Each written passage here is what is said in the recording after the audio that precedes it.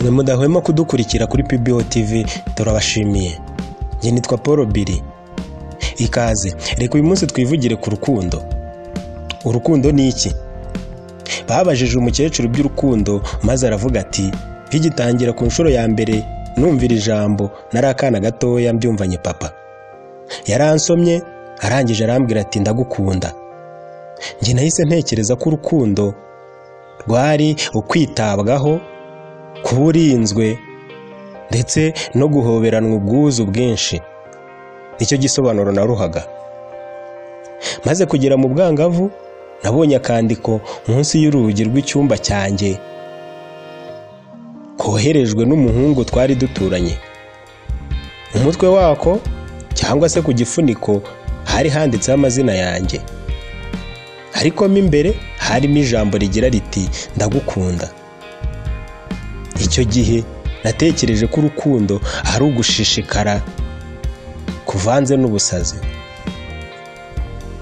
Ubwo natererwaga ivi, amagambo ya mbere fiancé wanjye yambwiye turi muri icyo gikorwa ni ndagukunda.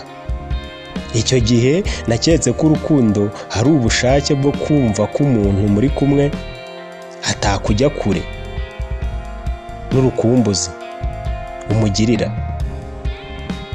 Nyuma yo gushyingirwa ku munsi wa kabiri, umugabo wanjye yansomye ku gahanga arambwira ati ndagukunda. Icyo gihe natekereje ko urukundo ari ukwishimira icyo wakorewe, gushimana, kugira ubumuntu ubugirira uwo muri kumwe, ukamubera umwana mwiza ndetse ukishyira no mu mwanya we. Haciye umwaka mbyara umwana wanjye wa mbere. Numvaga naniwe ubwo nari ndyamye ku buriri, hari nabwo umugabo wanjye yinjiraga mu cyumba nari ndyamyemo, araza aranyongorera ati ndagukunda. Icyo gihe natekereje ko urukundo ari impuhwe no kwiyumvamo umuntu.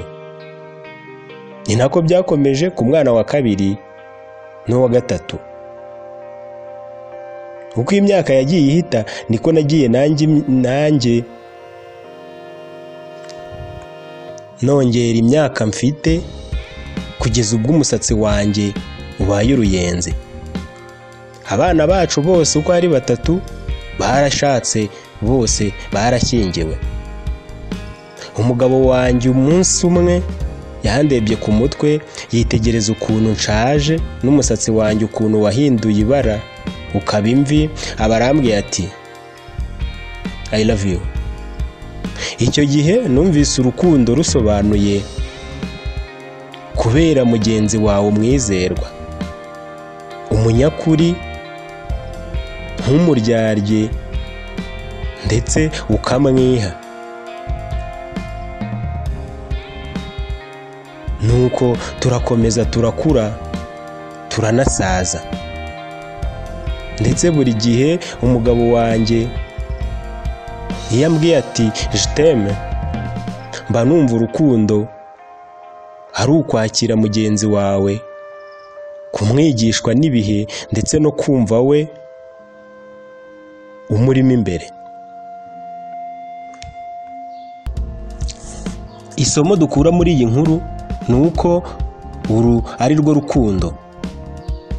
Uko dukura niko turushaho kuvumbura amayeri n'amabanga yarwo.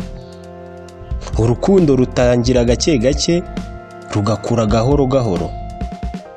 Uru ni urukundo nyarwo rudasaza mu gihe nta byaha birukozwe mu izina ryarwo.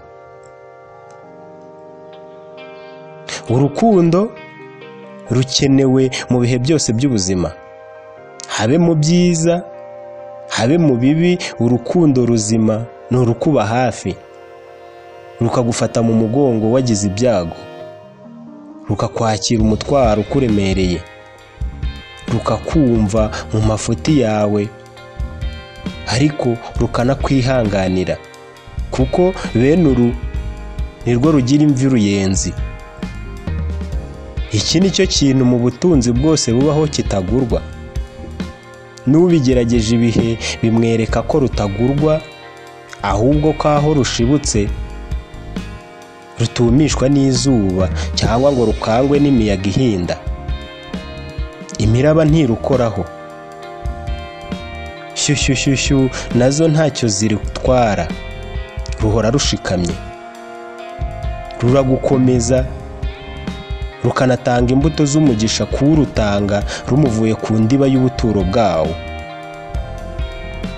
Indiba y'ubuturo bwarwo ni umutima, ni mu mutima. Ese kuri wowe wumva urukundo ari iki? Reka nongere nkubaze, wumva urukundo ari iki? Kuba utarabona uwo muhuza ntibivanaho ko urukundo rubaho. Urufite kandi rwinshi, rwiza. Ahubwo hahirwa uzaruhundagazaho. Kuba warabenzwe ntibirusiba mu mutima wawe. Ubwo amayira y'urukwiriye ari gucibwa.